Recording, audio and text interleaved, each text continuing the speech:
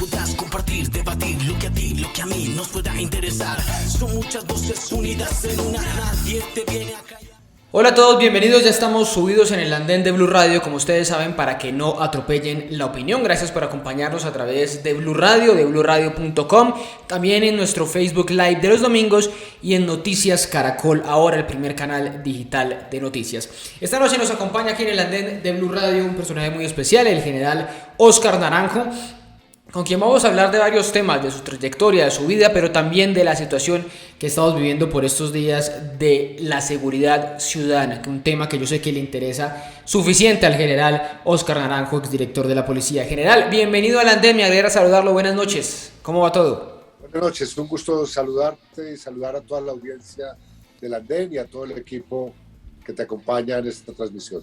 Bueno, general, sé que en algún momento en el país se pensó en tener un Ministerio de Seguridad Ciudadana, que ustedes pensaban en ese que es un problema muy grande, quizá del posconflicto, un problema de Colombia después de superar o de firmar un acuerdo de paz, y lo estamos viviendo por muchas circunstancias, la seguridad ciudadana, el aumento de los atracos, la violencia en las ciudades. Quisiera empezar preguntándole, ya que lo tengo aquí con nosotros en el andén, por esa lectura que usted hace de la inseguridad en nuestras ciudades, de ese drama que estamos viendo no solo en Bogotá, también en Cali, en Medellín, en Barranquilla, lamentablemente. Bueno, realmente el mundo enfrentó y sigue enfrentando una situación que muchos han llamado una verdadera inflexión en la historia. Y la verdad es que distintos estudios por el mundo entero hablan de una especie de rebrote de la delincuencia en pospandemia. Yo creo que hay un elemento común a todos los países, es que empiezan a registrarse unos incrementos importantes de delitos.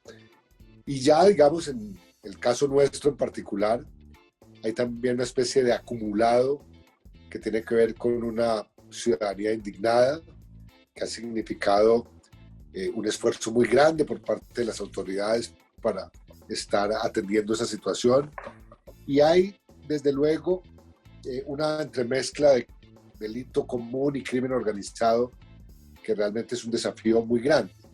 Sí. Yo creería que lo que estamos viviendo hay que entenderlo mejor. No basta con simplificar o reducir el entendimiento de esta problemática a solamente el tema del narcotráfico. Desde luego, el narcotráfico es, digamos, una variable supremamente importante que atraviesa las distintas formas de delincuencia. Pero hay también, digamos, unas tipologías sobre las cuales los estudios criminológicos deberían profundizar más para entender los fenómenos que estamos padeciendo hoy. ¿Y qué pueden hacer, digamos, las autoridades? Porque estamos en ese debate, que es que no, que son los alcaldes los responsables, que es el gobierno el responsable, que es la policía la responsable. Y pues obviamente tiene que ser todos los responsables, es un conjunto de todos ellos, pero ¿qué pueden hacer las autoridades en estos momentos para vivir y para enfrentar mejor un momento inédito como este? ¿Cómo enfrentar la inseguridad? Yo creo que hay que abandonar un poco la lógica reactiva con que se atienden estas situaciones. Cuando uno reacciona sin entender a profundidad cuáles son los fenómenos que se están entrecruzando para afectar los niveles de seguridad, pues cualquier estrategia que ponga en marcha estará sujeta, digamos, a equivocaciones. Y por otro lado, yo creo que hay que revisar a fondo cuál es la arquitectura institucional que hace funcional la política y que lleva a la práctica las estrategias de seguridad. Eso significa que hay que revisar cuáles son las líneas de autoridad, cuáles son los niveles de coordinación, cuáles son los niveles de participación ciudadana, y cuál es el rol y la misión que cumple cada una de las instituciones. Creo que hoy no es el momento para hacer recriminaciones ni echarse culpas. Creo, como han dicho ya varios analistas, este es un problema de todos, que incumbe a todos y que obliga a trabajar a todos en conjunto. General, ¿cómo fue su día a día o cómo es su día a día actualmente en medio de pandemia, que ha sido una condición bastante complicada para muchos, pero usted que fue 36 años policía, fue director de la policía, vicepresidente, asesor de seguridad, negociador de paz, en fin, una vida muy activa, ¿cómo la está llevando ahora? ¿Cómo ha sido su vida ya mucho más tranquila y en medio de la pandemia? Bueno, francamente creo que cada circunstancia implica que uno ponga en práctica, en marcha, unos niveles y capacidades de adaptación. Yo creo que ahí radica la verdadera inteligencia, ser capaz de adaptarse a esta circunstancia. Y lo que hicimos en pandemia fue tratar de refugiarnos primero, tratando de reconstruir la historia sobre operaciones de la policía, del Estado colombiano contra el crimen, que por fortuna quedaron registradas en un libro que Planeta nos publicó recientemente. Se creían intocables, ahí ocupé buena parte de mi tiempo. Se abren espacios que yo nunca imaginé. Estar frente, por ejemplo, a un auditorio de jóvenes que están adelantando su secundaria en Barranquilla y que quieren saber de historia criminal, y desde Bogotá uno estar en un salón de clases con 40 estudiantes de grado 10º y 11, realmente a mí me llena de satisfacción y me da mucho ánimo para seguir adelante. Se me había olvidado otra faceta de ex compañero de Blue, ¿no? Que nos acompañó unos cuantos días iniciando Blue Radio. Pues eso digamos fue un proyecto para mí que me ilusionó mucho y al mismo tiempo, sí, me acuerdo, por razones de una coincidencia, no alcancé a estar sino en las pruebas. Sí, exactamente. El día que se lanzaba el programa de Blue Radio en las mañanas y se lanzaba el proyecto, ese día yo acepté ser negociador de paz y decidimos que para evitar conflictos de intereses y demás y estar dedicado a esa labor, pues me veía obligado a no participar, pero más sí y nada menos. Nada más y nada menos que esa gran labor, esa labor de negociador de paz que por supuesto le demandaba mucho, pero bueno, quería centrarme y preguntarle por esa faceta que usted ya la estaba mencionando de escritor, y para que hablemos unos minutos sobre Se creían intocables, ese libro que describe un poco esa generación de criminales, esa generación que tuvo que combatir la policía en algún momento. Sobre todo muchos narcotraficantes, cuando el narcotráfico todavía esos reductos de Pablo Escobar pues estaban vigentes en los años 90. ¿Cómo es el libro? ¿Qué se van a encontrar los que se interesen en comprar su libro para revivir esas luchas de la policía contra los delincuentes, como le digo, esa generación de delincuentes, de criminales? Gracias, Otto, por la pregunta. La verdad, yo debo comenzar primero que pues, soy un novato aprendiz en esa materia. No soy desde luego un escritor. He comenzado este ejercicio y he comenzado a trasegar este camino con una actitud de aprendiz, con talante de aprendiz, que significa tener la humildad de reconocer que falta mucho por conocer, por aprender y realmente escribir bien. Pero digamos que para hacer nuestro primer libro, el lector encontrará las historias alrededor de por lo menos 10 organizaciones criminales, todas muy diversas, algunas típicamente narcotraficantes, otras paramilitares, otras urbanas, otras rurales, otras que realmente tuvieron una influencia en el exterior grande.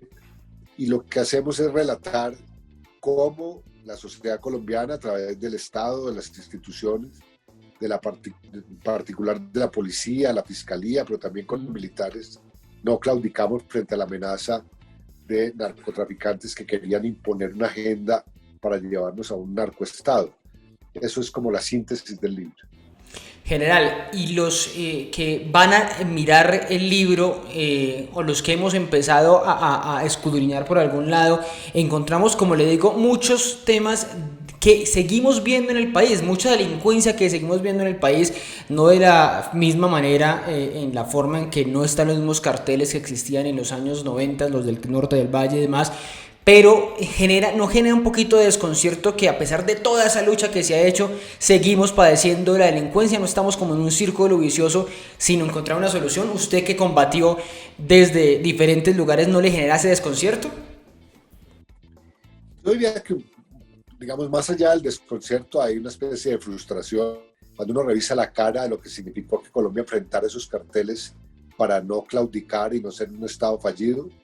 Esa guerra no ha sido perdida.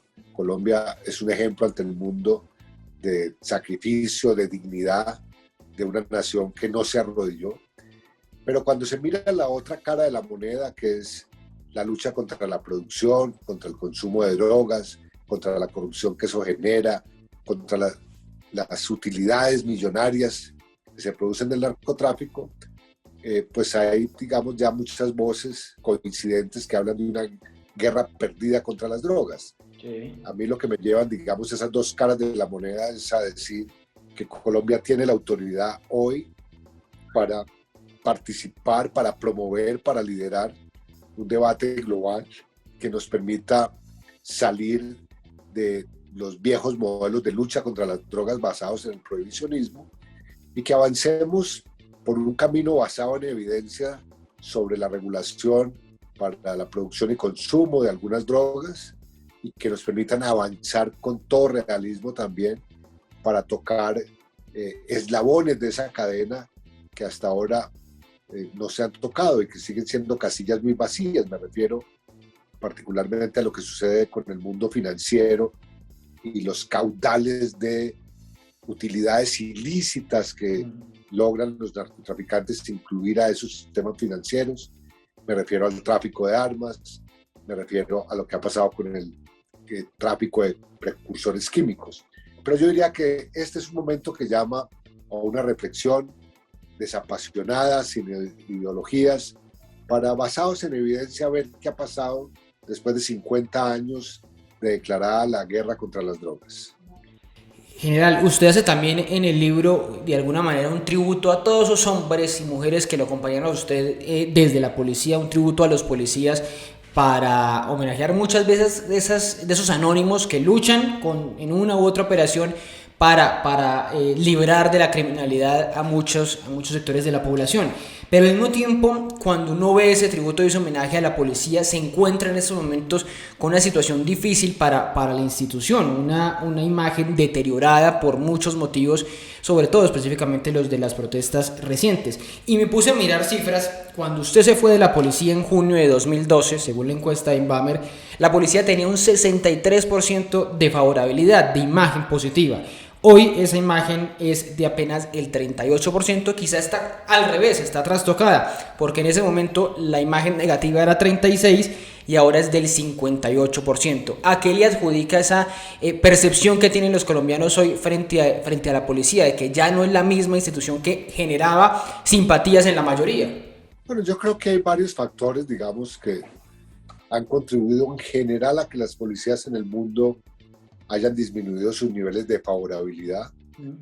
Y eso comenzó hace un poco más de 10 años en Túnez, cuando, pues como sabemos, un vendedor callejero frente a un procedimiento policial resulta inmolándose y da origen, digamos, a las llamadas primaveras, en principio árabes, sí, que fueron movimientos de protesta que tumbaron gobiernos, que lograron estremecer los cimientos de varios estados, primaveras que se fueron luego a Grecia, a Turquía, que llegaron a España, que estuvieron en Francia con los chalecos amarillos, que han llegado a Estados Unidos y que pues han llegado a Latinoamérica con mucha fuerza, particularmente a países como Chile, Colombia, Nicaragua, Cuba, que hablan de una indignación ciudadana frente a un Estado que ve que no le responde, frente a una política que no responde,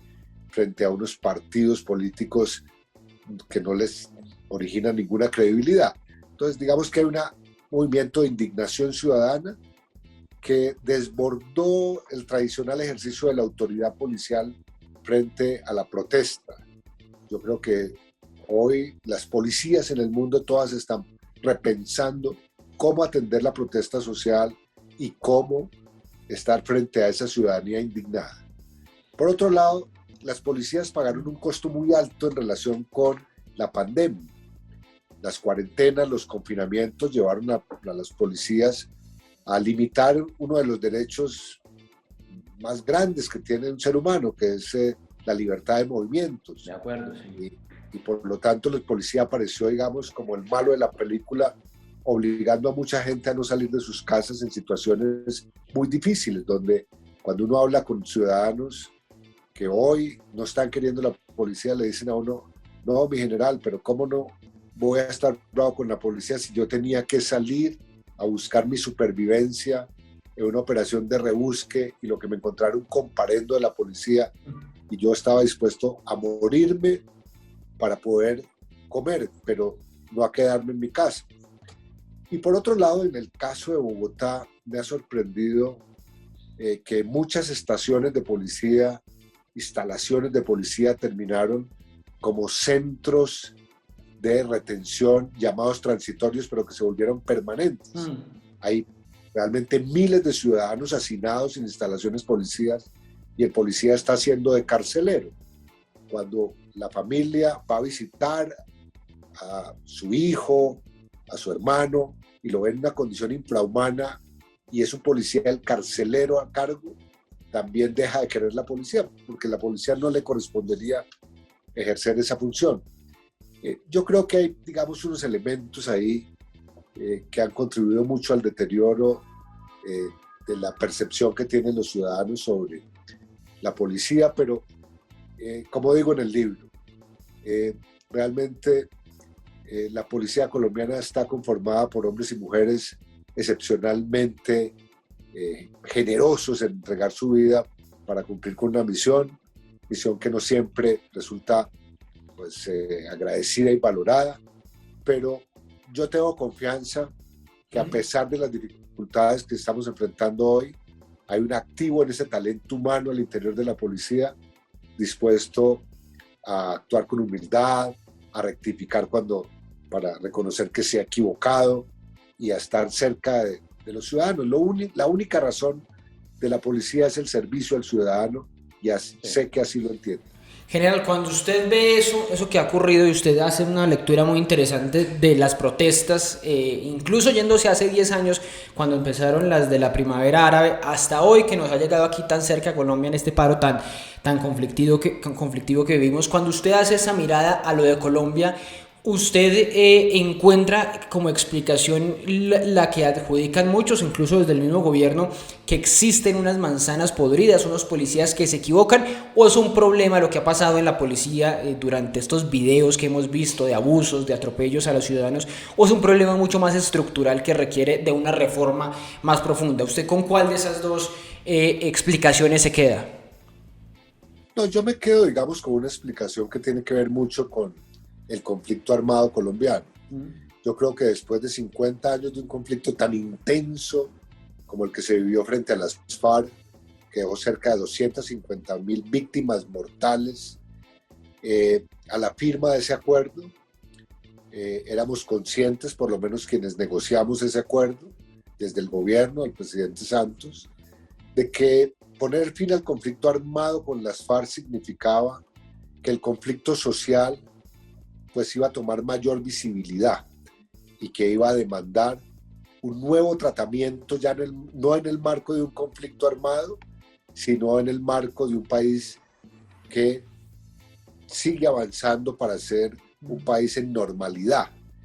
Y eso significa poner en marcha cambios profundos en la administración y la atención de la protesta social, donde la respuesta no puede ser la del uso de la fuerza legítima del Estado de manera exclusiva, sino que hay que abrir, digamos, entre otras cosas, canales de diálogo, de participación, de atención preventiva, que realmente permita que la conflictividad social no derive en una expresión violenta.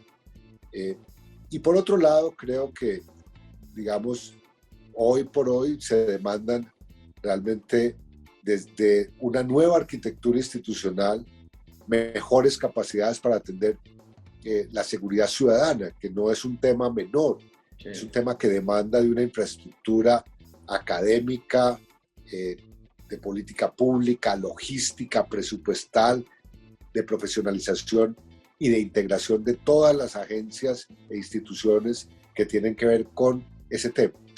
Y llamo la atención, digamos, a la necesidad de cambiar nuestra vieja lógica en seguridad de reaccionar y por lo tanto perseguir el delito y no de prevenir el delito. Yo creo que la ausencia de políticas de prevención sigue siendo muy notable y es una necesidad y un vacío que tenemos que llenar.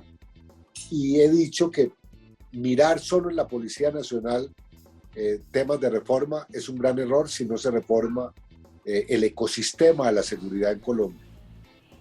General, usted recientemente habló del ESMAD y dio cuenta de quizá una falta de responsabilidad política que ha habido en las actuaciones, de las intervenciones que ha hecho el ESMAD. ¿Usted cree que en las actuales intervenciones, pero también en las que había en su momento cuando empezó este escuadrón, que es de 1999, usted ya le tocó siendo director de la policía, hubo unos abusos por los que el gobierno, el Estado colombiano, no ha respondido como debe ser?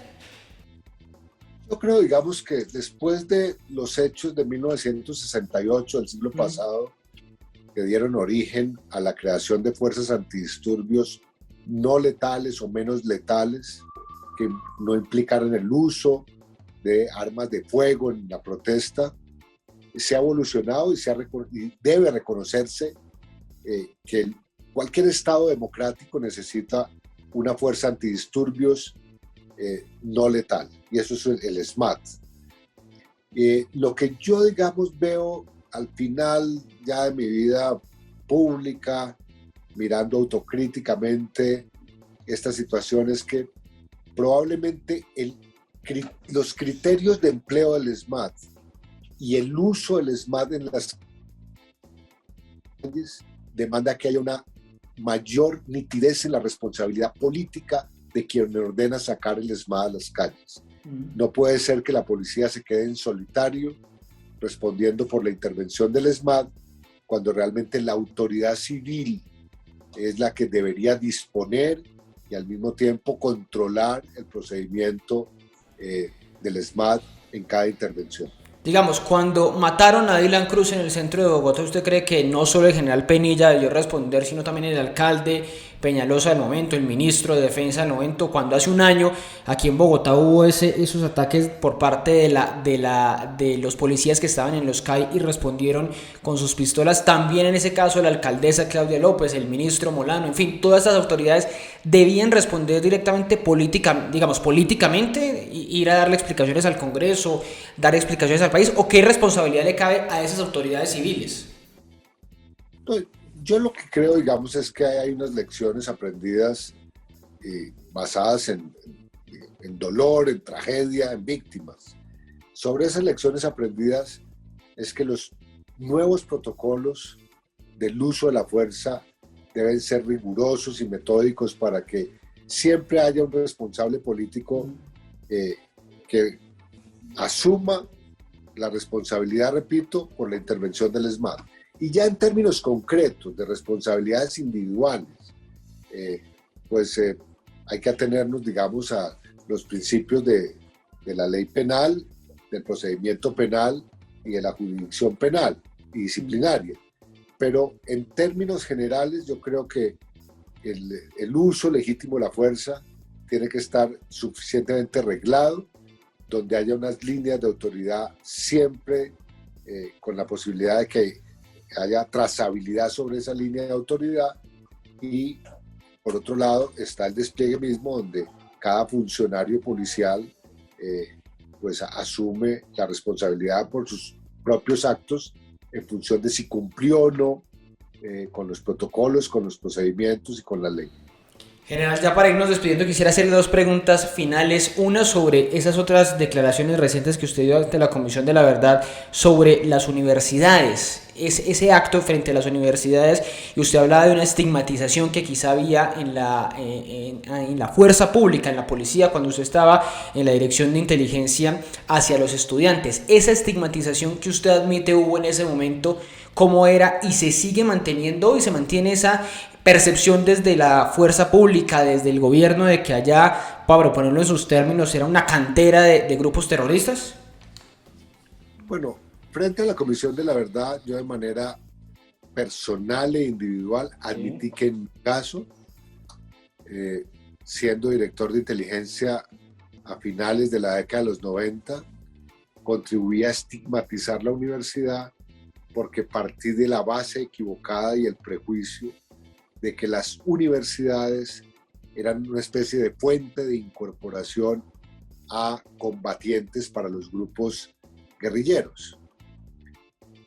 Eso realmente, que era un prejuicio, quedó totalmente demostrado así cuando se produjo la desmovilización en el marco del proceso de reintegración con las FARC, donde lo que quedó claro en el censo de reinsertados es que la mayor parte de esos hombres y mujeres que estaban en armas en las FARC tenían origen campesino, rural, y para nada tenían que ver con la universidad.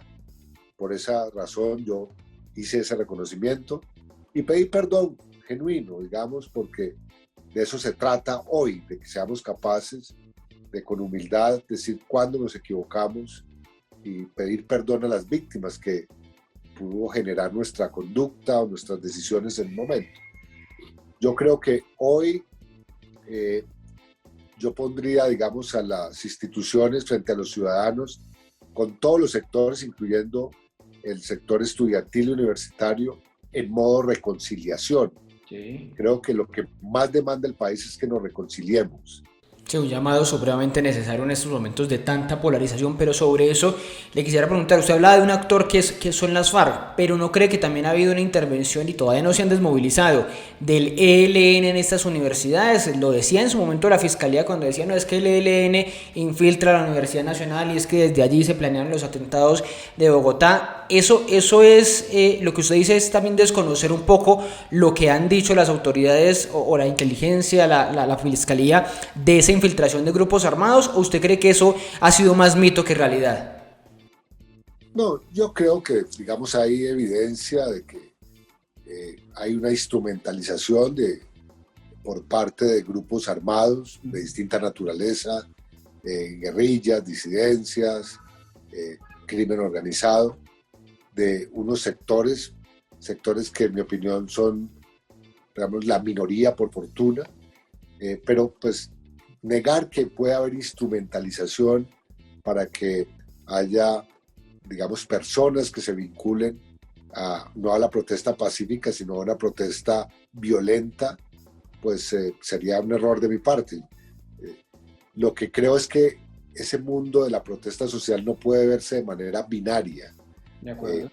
Yo creo que hay que ver la protesta en su conjunto, con las distintas variables que la atraviesan, y con el reconocimiento de que la inmensa mayoría de quienes protestan están protestando de manera legítima, tienen derecho a ser protegidos en esa protesta. Y yo creo que sobre el otro sector lo que hay es que producir menos discursos y más acciones judiciales que depuren responsabilidades individuales para que realmente eso no termine siendo motivo de una discusión controversial, si es un mito, si es una realidad.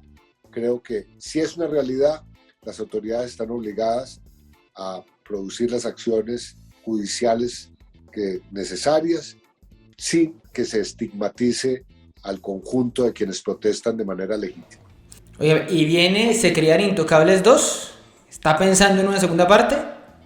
Estamos ahí tratando de arañar nuevas historias y de refugiarnos mientras terminan estos efectos de pandemia y pospandemia para que nuestra memoria se mantenga activa y no se desvanezca. No, seguramente habrá mucho todavía y seguramente mucho que contar, general. Pues muchísimas gracias por estar con nosotros en esta noche del Andén y nos hablamos para una próxima.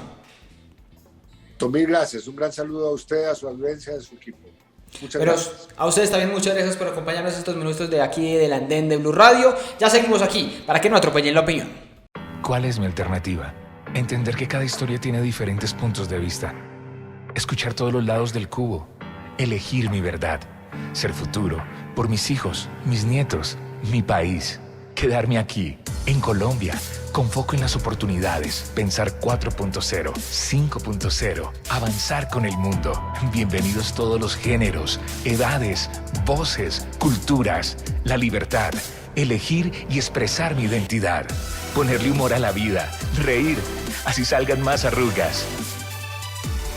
La alternativa es el respeto, es la unión, es la opinión, es la objetividad, es la tolerancia. Blue, la alternativa. Súbete al andén que no atropellen tu opinión. Súbete al andén que no atropellen tu opinión.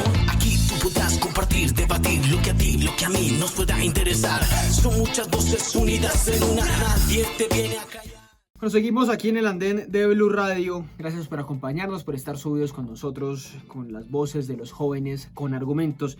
Aquí en el andén hablando unos minutos más sobre seguridad en Bogotá, sobre seguridad en Cali, sobre seguridad en Medellín, en Barranquilla. Bueno, una situación de inseguridad que se está viviendo en muchas ciudades del país. Por supuesto, Bogotá por ser la capital del país, por la cantidad de cámaras, por la cantidad de habitantes y por la importancia política que por supuesto también tiene la capital del país, pues ha sido, digamos, el símbolo de esos hechos de inseguridad en todo el país, de esos hechos de inseguridad en las principales ciudades del país. El 96% de los habitantes del país dicen que se sienten más inseguros por una u otra razón, y vamos a tratar de hablar un poquito por qué puede ser esa inseguridad que están sintiendo y también quién debe responder. Principalmente, lo decía el general Jorge Luis Vargas hace una semana, el fin de semana pasado en El Tiempo, que eso es un tema de responsabilidad de la policía misma, de los alcaldes, de la presidencia, de los empresarios, de los ciudadanos mismos, y por eso queremos hablar sobre esa corresponsabilidad en la seguridad. Para hablar de eso, estos minutos en el andén ya están subidos, ahí ustedes los ven, los van a escuchar enseguida. Sara Abril y Julián Uzcategui, a quienes saludo en esta noche del andén. Empiezo saludando a Sara. Buenas noches, ¿cómo va todo? Buenas noches, Ricardo, me subo al Andén Blue. Un saludo para ti, para toda la audiencia y por supuesto para Julián Uzcategui. Bueno, y a Julián, un fuerte abrazo. ¿Cómo van las cosas, Julián? Ricardo, buenas noches. Un saludo muy especial para ti, para Sara y para todos los oyentes que nos acompañan el día de hoy. Afortunadamente todo muy bien y esperando pues que este debate sea muy fructífero precisamente para evaluar la situación de seguridad en el país y en las diferentes ciudades de Colombia.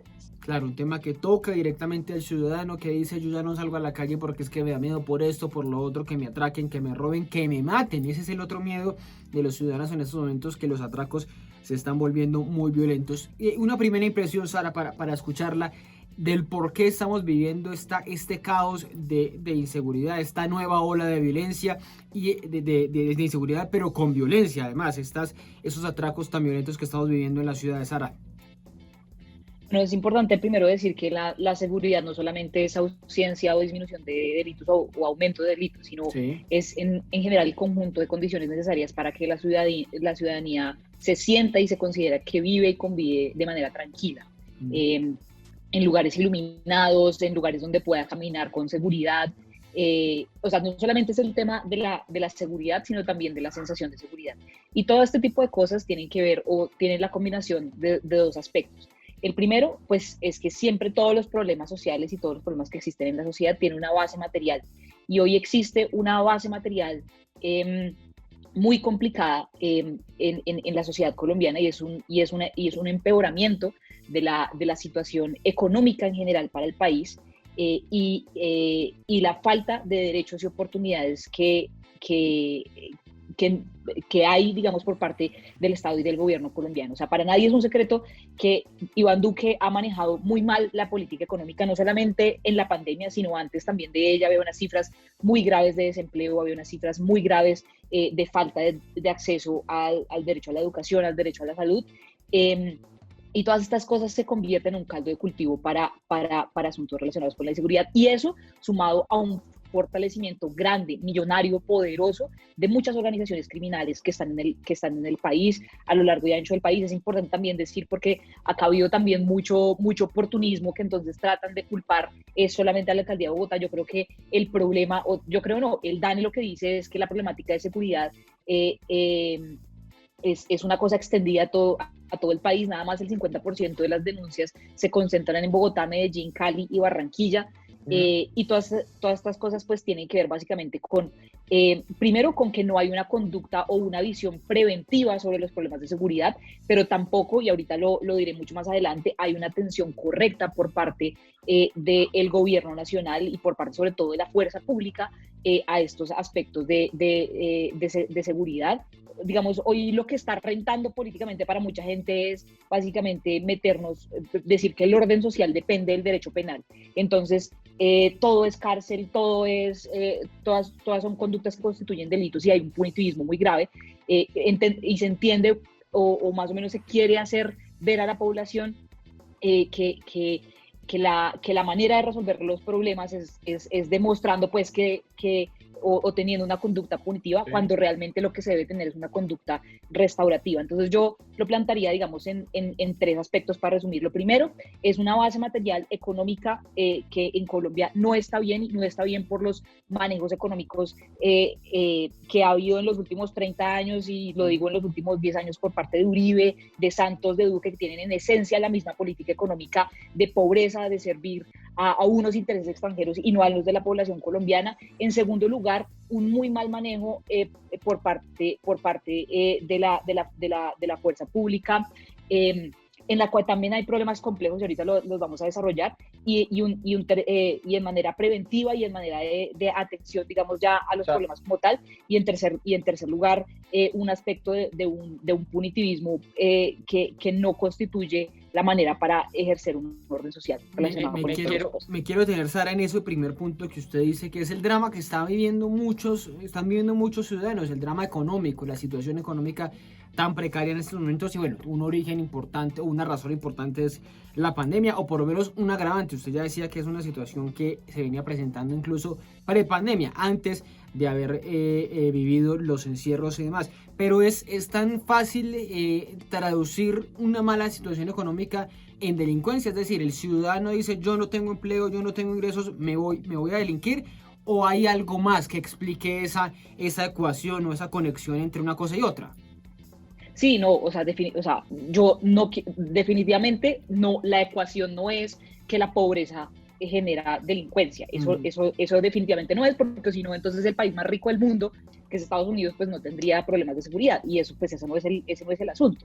Lo que pasa es que sí es cierto que la mejor estrategia para la prevención de los delitos y la prevención de que la juventud caiga en esas organizaciones criminales que las acechan, pues sí son los derechos y las oportunidades, ¿sí? Entonces, en el momento en el que un Estado no le ofrece a la juventud los derechos, o sea, tenemos 1 de cada 3 jóvenes en Colombia son niños, ¿sí? Entonces, no hay un Estado que les esté ofreciendo un derecho a la educación, un derecho al trabajo, y sí hay unas organizaciones criminales que son muy poderosas, millonarias, muy fuertes, ¿sí? Que se toman lugares en las ciudades, en los municipios, que no dejan entrar y que no dejan ni siquiera actuar al Estado. Pues la combinación de esas dos cosas pues termina siendo una mezcla muy perjudicial para la juventud. Sí. Entonces por supuesto que una cosa es la situación material y otra cosa es el acecho de las bandas criminales, que en Colombia, por supuesto, pues es un problema muy grande y no hay que desconocerlo. Entonces yo digo, no solamente los problemas económicos, sino que eso combinado con unas organizaciones criminales están acechando a la juventud, y hoy la labor del Estado y la labor del gobierno, de las alcaldías, en general de todas las personas que están en el sector público, tiene que ver con ofrecerle oportunidades y derechos a la juventud de tal manera que esos caminos no sean opción. Sí. Sara, bueno, usted mencionaba como segundo punto lo de la fuerza pública, la actuación de la fuerza pública después de la justicia. Si ya profundizamos un poco más para escuchar a Julián sobre ese primer acercamiento, esas causas, esos orígenes de esta ola de delincuencia que es inevitable. Ya cada día se habla menos de percepción, de que la gente diga, no, me siento inseguro. No, hay inseguridad, por supuesto, en la ciudad. Bogotá nada más y nada menos tenía un reporte incluso de la Secretaría de Seguridad, de aumento de homicidios, de aumento de hurto a personas, un aumento de 12.000 hurtos en lo que va de enero a agosto, que es el último corte que ha hecho la Secretaría. Julián, causas, motivos de esta situación que estamos viviendo, que usted percibe. Ricardo, yo creo que en efecto la seguridad o la inseguridad es una problemática que se ha disparado en todo Colombia y sobre todo en algunas ciudades capitales, y es un motivo de preocupación muy grande para la ciudadanía hoy en día. Nosotros vemos que ciudades como Bogotá, Cali, Medellín han sufrido a lo largo de los últimos meses no solo una oleada de delincuencia, sino de vandalismo y hasta terrorismo, como lo hemos venido hablando en algunos debates anteriores. Toda esta situación de inseguridad que tiene muy buena relación también con el conflicto que hemos vivido a lo largo de los últimos 50 años y que no se ha ido, porque ese eufemismo o esa ilusión de paz no está presente en Colombia, y seguimos viendo por el contrario a grupos armados terroristas, narcotraficantes cada vez más fortalecidos y tomándose los diferentes municipios del país con su actuar delictivo y con este negocio criminal que es el narcotráfico. Entonces nosotros no podemos dejar de lado la presencia de estos grupos armados que ha buscado combatir con vehemencia al gobierno nacional, situación que también ha sido agravada por la migración venezolana que ha llegado al país. Nosotros no podemos, por ejemplo, hablar y estigmatizar y señalar a esta población de ser la responsable de los temas de seguridad, pero sí podemos ver que puede ser un agravante al momento de evaluar las condiciones de seguridad en Bogotá y en diferentes ciudades del país. Adicionalmente, esta difícil situación y crisis económica y de desempleo que vive el país, pues sí puede tener cierta relación, porque lastimosamente muchos jóvenes y muchas personas que han perdido el empleo, que no han tenido ningún tipo de oportunidad, pues están viendo tentados por el camino fácil que es el delito. Sí. Yo en algún momento, Ricardo, escuchaba una cifra que no la tengo muy clara o no la tengo certificada, pero me decían que una banda criminal que hurta celulares en Usaquén se puede estar haciendo aproximadamente 50 millones de pesos al día, porque están dedicados a robar en cada esquina y van y vuelven, y lastimosamente Bogotá es tierra de nadie, porque sí hay que tener en cuenta, a diferencia de lo que nos planteaba Sara, que sí hay una responsabilidad grandísima por parte de las diferentes alcaldías y gobernaciones en los municipios, ciudades y departamentos respectivamente. En la ciudad de Bogotá, gran responsabilidad la lleva la omisión de la alcaldesa Claudia López por diferentes razones. Yo en muchos casos he intentado enumerar los 7 pecados que Claudia ha cometido en materia de seguridad y se me iría toda la hora, de pronto todo el debate explicándolos, pero Claudia López solo destina de todo el presupuesto distrital el 3% para seguridad. Claudia López decidió abrazar el vandalismo y atacar a una institución como la policía, siendo ella la jefe de policía en Bogotá, e incluso que en campaña decía: voy a ser la jefe de policía en Bogotá y van a temblar los criminales en Bogotá, pero hoy vemos que ha buscado diferentes evasivas para decir: no es el gobierno nacional, es el ministro, es tal persona, la ciudadanía, son los venezolanos, son los comerciantes, pero nunca ha asumido ningún tipo de responsabilidad. Entonces, esa ausencia de recursos, esa ausencia de articulación institucional por parte de la alcaldía, esa ausencia de responsabilidad que no ha querido asumir la Alcaldía Mayor de Bogotá en Bogotá, y diferentes razones, aunados a los demás motivos que acabo de mencionar, son las causales de la inseguridad en Bogotá, Julián, y de otras ciudades como Cali y Medellín. Si es un problema que, como usted dice, estamos viviendo en Medellín, en Bogotá, en Cali, en Barranquilla, en Bucaramanga, en fin, en las grandes ciudades del país, ¿por qué los alcaldes son directamente los responsables? ¿O es una corresponsabilidad? Porque estamos planteando también ese debate, también ya para empezar esa discusión sobre quién es el responsable, sobre cómo actúa la fuerza pública, que es lo que estaba también mencionando Sara. No es un problema de estructura desde la nación, de decir, vea, vamos a tirar línea así hacia la seguridad ciudadana para que se estén presentando problemas en todas las ciudades. No es que es uno más o en otro menos, es casi que generalizado. Ricardo, efectivamente diferentes ciudades están sufriendo este flagelo de la delincuencia, pero veamos entonces las condiciones en que se está abordando esta problemática desde el gobierno nacional en cabeza del presidente Duque y en las diferentes ciudades en cabeza de algunos alcaldes, como es Daniel Quintero en Medellín, como es la doctora Claudia López en Bogotá, o como es Jorge Iván Ospina en la ciudad de Cali. El gobierno nacional, no solo con su ministro de Defensa, Diego Morano, está recorriendo el territorio. Hay una gran inversión en materia para seguridad y defensa nacional. Nosotros tampoco podemos sobrecargar, y yo creo que debemos fortalecer y reconocer un poco la descentralización en Colombia, porque vemos al doctor Diego Morano frenteando las diferentes problemáticas de orden público. Van más de 551 uniformados víctimas del conflicto armado a lo largo de este año. Solo ayer mataron 5 soldados en la zona de Córdoba, hoy un nuevo atentado en el sector de Arauca, y esas son las diferentes situaciones que ha tenido que asumir el gobierno nacional. El presupuesto es millonario para el sector de seguridad y defensa, mientras que nos encontramos con una situación totalmente diferente en este tipo de ciudades como es la ciudad de Bogotá. El presupuesto es irrisorio, es ínfimo respecto al gran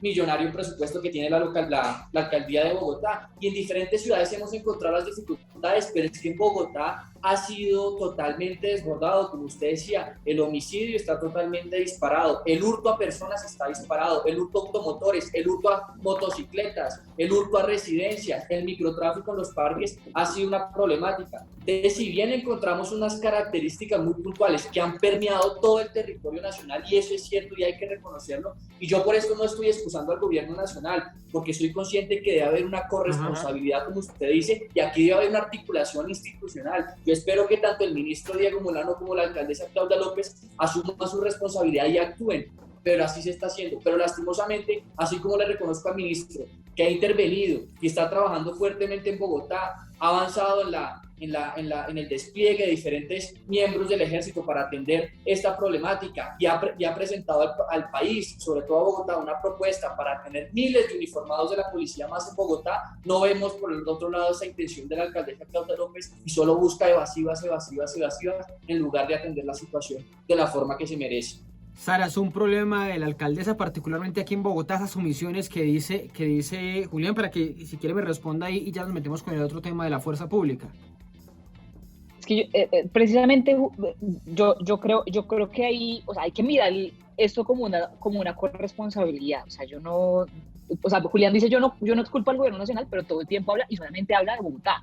O sea, por ejemplo, la tasa de homicidios, por ejemplo, la de Barranquilla, ¿sí? que es gobernada por Lochar, por Jaime Pumarejo, supera, casi que dobla la de Bogotá, 14.81% de la tasa de homicidios en Colombia, supera Medellín y a Bogotá, que tiene 8.41%, ¿sí?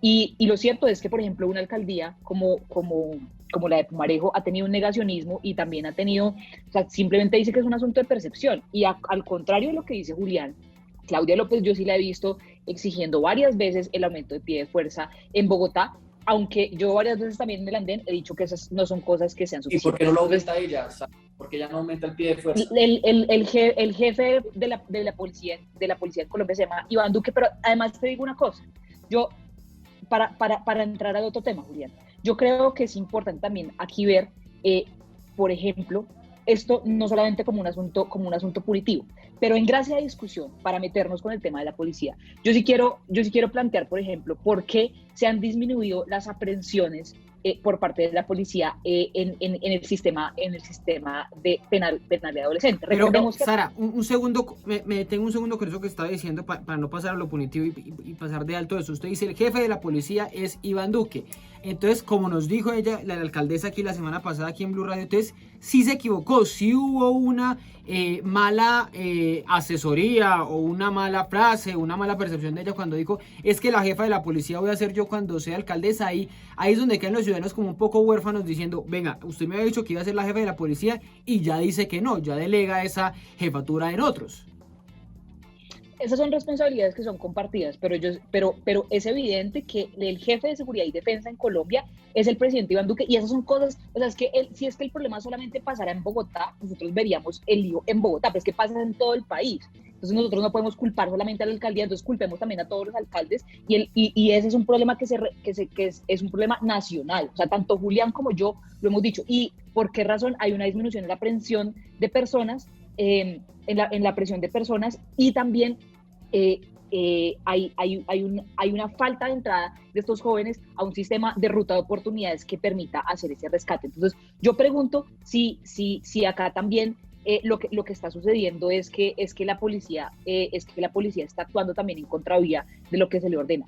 Y acá hay otra cosa, yo creo que este es un tema muy pertinente porque esta semana la Coalición de la Esperanza lanzó su propuesta de seguridad, y justamente lo que planteaba es que no solamente es un asunto de ausencia o disminución de delitos, sino que tiene que ver primero la calidad y las condiciones de vida de la gente. Así que la seguridad no tiene que ser un privilegio, sino que tiene que ser un derecho para todas las personas.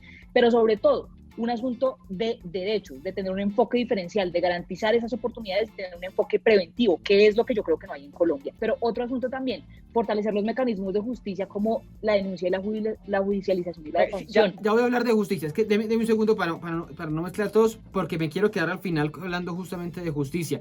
Pero le quería preguntar sobre, una respuesta muy corta para preguntarle lo mismo a Julián. ¿Hay mal manejo de la policía lo está haciendo mal? ¿Hay mal manejo, mala orientación de la fuerza pública en las ciudades?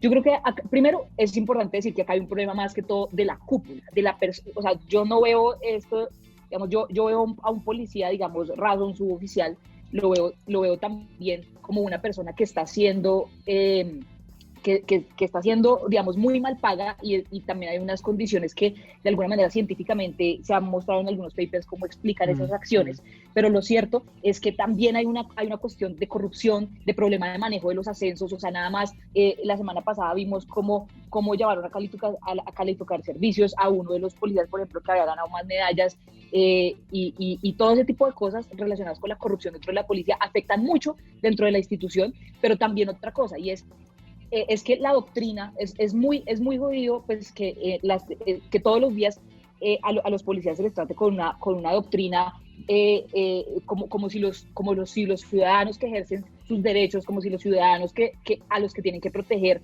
fueran los culpables de todo, ¿sí? Julián. Entonces, esos son aspectos que son muy graves para la seguridad, y creo que la policía necesita una reforma estructural que tenga que ver con combatir esa corrupción, pero también formar a la policía para hacerle entender que tiene que garantizar el cumplimiento de la Constitución y el bienestar. Julián, ¿cohiben a la policía? ¿Están cohibiendo a la policía? Ricardo, yo, digamos, recuperando varios temas que se han tratado en los últimos minutos, mientras Colombia celebraba tener la tasa de homicidios más baja en los últimos 40 años, encontramos que Bogotá va en contravía y cada vez son más y más los homicidios, que igualmente se refleja en la tasa de homicidios para este año y para el 2020. Mientras en diferentes partes de Colombia se celebran algunos aspectos importantes de seguridad, en Bogotá estamos sufriendo la presencia o las alertas tempranas de la Defensoría del Pueblo, que lo he mencionado, por la presencia de diferentes grupos armados al margen de la ley. Yo creo que nosotros podemos recorrer Colombia y no nos vamos a encontrar con un panorama similar al que tenemos en Bogotá, que, como decía Sara, que eso sí, estoy totalmente de acuerdo, la seguridad es multifacética, es multidimensional y son muchos los factores que entran a afectar el entorno y la construcción de entornos de seguridad. Pero en Bogotá tenemos un problema grandísimo de basuras, tenemos toda la ciudad grafiteada, pintada y abandonada, tenemos diferentes puntos que han sufrido el abandono estatal, como es el Portal de las Américas o Portal Suba, que se convirtió en una olla de microtráfico andante porque las autoridades no han querido intervenir, porque son los pelados del corazón de la alcaldesa, y eso es un punto crítico que sí hay que evaluar. Entonces yo, si bien estamos conscientes de que la inseguridad ha permeado gran parte de Colombia en diferentes aspectos y en diferentes proporciones y medidas, ninguno se puede comparar como lo estamos viviendo en Bogotá en materia de seguridad y delincuencia común, al margen de pronto de lo que se vive con el conflicto armado en diferentes partes que así han sido afectados de la violencia, y es un tipo diferente a lo que estamos evaluando aquí en la ciudad de Bogotá. Y como les decía, la ciudad de Bogotá en este momento sufre la ausencia de la alcaldesa. Yo no me atrevería a decir que ha sido un mal manejo por parte de la policía. Aquí hay un mal manejo de Bogotá. La alcaldesa Claudia López es la jefe de policía, eso no se puede negar. El presidente Duque, como jefe de Estado, efectivamente es el jefe de nuestras fuerzas militares y de policía, pero quien lleva la responsabilidad aquí en la ciudad de Bogotá también es la alcaldesa Claudia López. La ley es muy clara en decir que ella es la jefe de policía en la ciudad de Bogotá y que sus órdenes, sus directrices son de obligatorio cumplimiento por parte de la autoridad de policía. También lo que me preocupa y que a veces me da mucha tristeza es que nosotros en Bogotá y en Colombia tenemos una policía, una fuerza pública subordinada, una fuerza pública que atiende a las directrices de sus mandatarios, pero lastimosamente Bogotá, ante la falta de liderazgo de la alcaldesa, ante las malas decisiones y ante la falta de rumbo por parte de esta alcaldía, los que llevan el agua sucia son la policía, pero la gente no conoce ese trasfondo, y es que no hay presupuesto presupuesto, no hay decisiones claras, no hay intenciones, y por el contrario hay un maltrato por parte de la alcaldesa porque se la pasa señalando y atacando a la institución y respaldando el vandalismo, y eso es lo que evidencia también la ciudadanía. Y ese resquebrajamiento institucional, esa fractura institucional entre el ente gubernamental y nuestra alcaldesa Claudia López, pues también le deja un espacio y una brecha grande a los bandidos para que sigan galopantes por la ciudad y haciendo de la suya. Bueno, me quedan un par de minutos y para escuchar a cada uno un minuto, y quiero dedicarlo a una propuesta sobre justicia, porque ese es el debate que va a entrar ahora, o ese es el proyecto de ley que va a entrar ahora sobre justicia. ¿Qué hacer para endurecer penas, para hacer que el ladrón la piense dos veces antes de delinquir, para que el delincuente no reincida, para que no haya beneficios judiciales para quien cometa ese delito? Muy corto porque me quedan unos pocos segundos. Sara, la escucho 30 segundos. Lo primero es que hay que fortalecer también financieramente la justicia. Yo creo que hoy es una justicia, los sindicatos de la justicia han mostrado cómo están supremamente desfinanciados, hay un tráfico grande, hay un trancón grande en procesos judiciales. Hay que fortalecer también las denuncias en línea, los centros de recepción, y promover mecanismos también asociados a las denuncias, o sea, que la justicia pueda actuar prontamente. Pero yo aquí sí pongo también un asunto, y es la vinculación con la policía. O sea, ¿cómo así que entonces la alcaldesa tiene este problema de inseguridad y la policía tiene menores tasas de aprehensión? O sea, yo no creo, y yo no he visto en ningún momento, incluso yo he visto más críticas, y yo he sido, digamos, de alguna manera, y en este programa también lo he dicho, digamos, diciendo que es insuficiente solamente meternos con el tema del pie de fuerza, pero lo cierto es que la alcaldesa ha tenido también críticas por eso, y lo cierto es por decir solamente que es una función de la policía, y lo cierto es que la policía hoy está teniendo menores aprehensiones. Entonces mi pregunta es, ellos puede que estén subordinados a la alcaldesa, pero están más subordinados al presidente Duque, y yo planteo acá, o sea, ¿cuál es, a qué personas realmente le están obedeciendo? Y en segundo lugar, yo muy creo corto, que el tema que decía ahorita del punitivismo, o sea, nosotros no podemos imponer acá el orden social a punta de derecho penal. O sea, el derecho penal es para castigar, no para educar. E insisto, el problema tiene que ver con mejorar condiciones económicas y con tener un enfoque diferencial y preventivo para la juventud, sobre todo porque hoy le estamos peleando la juventud a las organizaciones criminales, y la manera en la que se la ganamos es con oportunidades y derechos, y el gobierno de Iván Duque sí que ha fallado en ese asunto. Julián, una idea sobre justicia, que es el proyecto que viene ahora en medio de esa ley de seguridad ciudadana. Lo escucho. Ricardo, el tema de justicia es sumamente complicado y amplio, y yo realmente creo que la justicia necesita una reforma estructural. Aquí toca buscar diferentes iniciativas, diferentes caminos para fortalecer el sistema judicial en Colombia, y no pañitos de agua tibia. Yo creo que los expertos serán los encargados de darnos una respuesta más concreta, pero si verificamos, digamos, pequeñas situaciones que se viven al día, pues podemos encontrar algunas respuestas que ayuden a este proyecto que va a ser presentado en el Congreso de la República. Principalmente hay que recuperar la confianza en las instituciones por parte de la ciudadanía. Hoy el 70% de los ciudadanos no denuncian cuando son víctimas de algún tipo de delito, porque saben que esta denuncia va a ser ineficiente, porque saben que no va a haber una respuesta, porque no van a recuperar los elementos o diferentes temas adicionales, y toca buscar fortalezas como Usaquén, que carecen de una unidad de reacción inmediata. Imagínense la localidad del norte, que es la localidad de Usaquén, del nororiente de Bogotá. Los ciudadanos que quieran denunciar de forma presencial tienen que ir hasta Palo Quemado, porque esa es la única salida ante la URI. Eso es una vergüenza, y a pesar de que la alcaldesa se había comprometido con la URI de Usaquén, al parecer este año tampoco, o en este periodo de esta vigencia tampoco va a haber URI en la localidad de Usaquén, pero eso se presenta en diferentes partes de Bogotá. Revisar cómo está el tema penitenciario y carcelario también en algunas de las estaciones de policías. Al parecer no hay una base de datos de capturados en estas estaciones que dificulta precisamente la identificación de los presos en relación a las diferentes órdenes de captura y a toda la información que hay.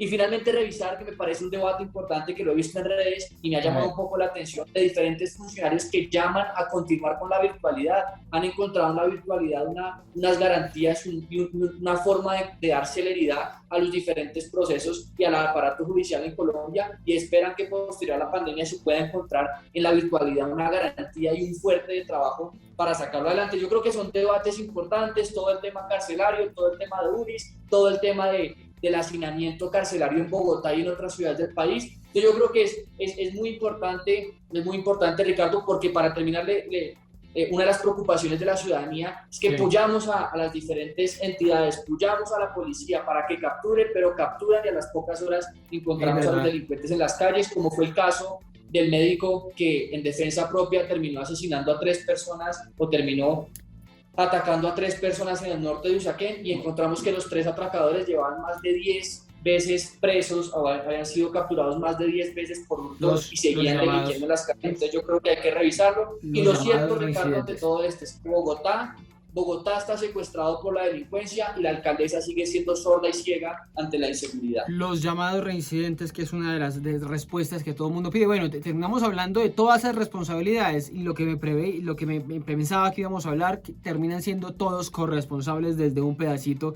de la inseguridad que se está viviendo en las ciudades. Pues a Sara un fuerte abrazo, a Julián también un fuerte abrazo, gracias por estar subidos esta noche del Andén, y a ustedes también muchas gracias por acompañarnos estos minutos aquí de Debate en el Andén. La próxima semana nos escuchamos con otro debate y otro personaje aquí para que no atropellen la opinión.